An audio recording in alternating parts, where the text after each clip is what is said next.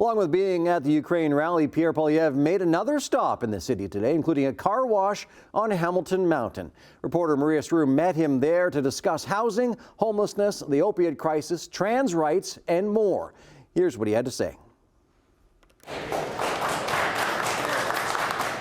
Conservative leader Pierre Poilievre made a pit stop at a car wash in Hamilton this afternoon, shaking hands with employees and posing with merch. He was joined by Ned Couric, the Conservative candidate for Hamilton East Stony Creek. After Poilievre's tour of the auto spa, he answered CHCH's questions about the critical issues affecting Hamiltonians and people across Ontario, starting with housing and monthly rent costs. It shouldn't be over $1,000. I mean, that's what it was 8 years ago. Nationwide, you could rent the average one bedroom for $950. My common sense plan is to require municipalities permit 15% more home building per year.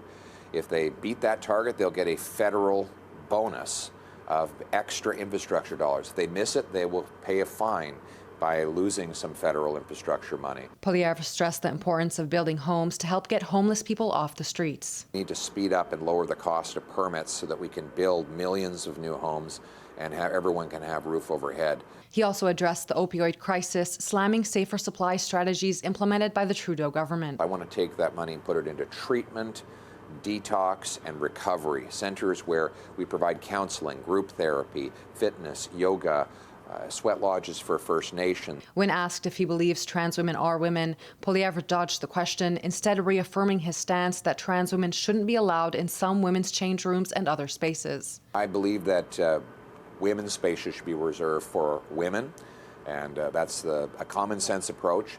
For example, we need to have women's sports that are reserved for women because of the biological differences that men and women have. If we didn't have those biological differences, well, then we wouldn't have separate sporting.